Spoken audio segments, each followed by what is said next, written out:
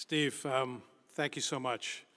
I know I'm between you and your hoods and your diplomas, so I just want to take a little bit of your time. But first, I want to echo my congratulations to all the students, their families and friends on this momentous occasion. This marks the next phase of your careers. I also want to congratulate and thank a marvelous faculty, staff, board that make this day possible every single year. When I graduated from Einstein, the ceremony took place on campus under a big green and white tent. My, how have we changed? It's, I guess the way to get to Lincoln Center is to become Dean of the Albert Einstein School of Medicine. On that day, I remember it really quite clearly. My boisterous family was in the audience, justifiably proud of what I'd accomplished, being the first person in my family to graduate from college, and certainly the first person to graduate from medical school. That turned out to be the beginning, though, and they recognized that this was only the beginning of what turned out to be a truly fulfilling career. Because I chose to come to Einstein, I had other choices. It literally changed my life and set the foundation for the rest of my career. I was joined that day by my fellow classmates, and Arthur is here today, but Steve Saffier, and I can't tell you how proud I am to be sharing the stage with him today and with all the rest of the faculty and staff here. Only this time, Steve and I aren't going to be setting out our separate ways to head after graduation, but instead we'll work together to make Einstein Montefiore and this partnership even better than it already is. I want to be able to have you guys look back 5 or 10 years from now, like I've looked back on my time at Einstein, and be proud. If not prouder then than you are now.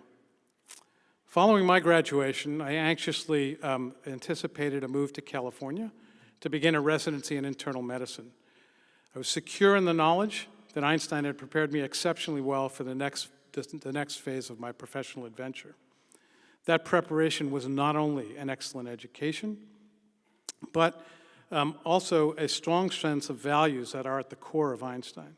An emphasis on social justice and on compassion and on being part of a community. And I started my internship at the beginning of the AIDS epidemic in San Francisco, and all of those things were absolutely essential. Being deeply involved in the Bronx and its neighboring communities adds to our strength as an institution.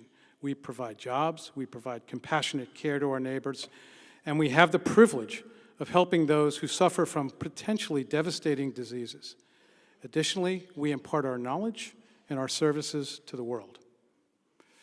The description of Einstein as it being it's science at the heart of medicine really rings true with me, and obviously I'm completely simpatico being a practicing cardiologist. But it's also accurate to describe science as residing at the center and the core of medicine that I've practiced for 30 years and that I am certain you are going to be practicing for the next 30 years. Recently, I was struck in my recently acquired job as an editor-in-chief of a basic, broad-based biomedical journal that much of the science that I was reading outside my area of expertise was not the large body of knowledge that I had forgotten from medical school, but was instead an even larger body of information that I'd never learned. I found the process of acquainting myself with this new knowledge invigorating and extremely relevant to the problems I'd been thinking about and studying in cardiovascular biology. It's our charge to generate this new knowledge. It's my obligation beginning in July to support the faculty and students in this quest. In conclusion, I want you all to know that I'm truly honored and humbled to return to the Hood as the dean of my alma mater, and I view my charge as continuing to expand the opportunities for our students, our trainees, not only to excel, but to lead the nation and to lead the world in science and medicine. I'm committed to continuing our tradition of increasing diversity and inclusion for everyone at Einstein, students, faculty, and staff. And on a personal note, I would be remiss if I did not thank my new colleagues in the Dean's office, literally everybody in the Dean's office, but in particular, Dr. Ed Burns, who's making this transition extremely smooth for me. The Einstein Montefiore community, as do I, also owe a special debt of gratitude to our current dean, Dr. Alan Spiegel, who's been a remarkable leader for the medical school at a time of unprecedented change. Under his leadership, the college has continued to excel in its core mission of training compassionate physicians, leading biomedical scientists, generating new knowledge, and providing peerless clinical care.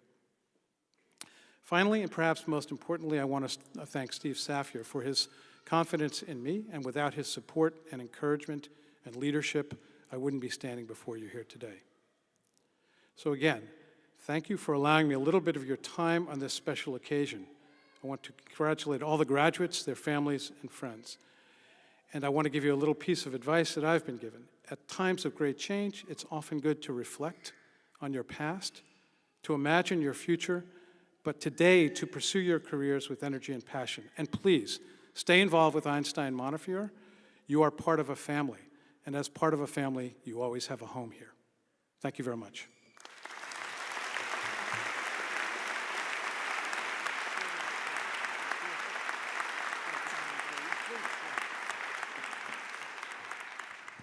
Thank you for those remarks. Gordon, at this point in the ceremony, I would typically bring out a meaningless chunk of glass, albeit with your name on it, and give you that gift. But on this occasion, I have something I hope will be more meaningful. Steve, would you come up and join me? So this is the actual letter from Albert Einstein, where he agreed to lend his name to the medical school. It hangs on the wall proudly in the dean's office.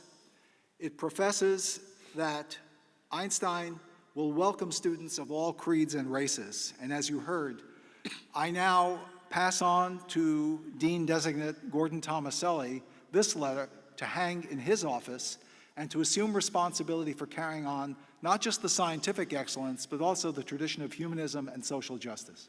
Gordon.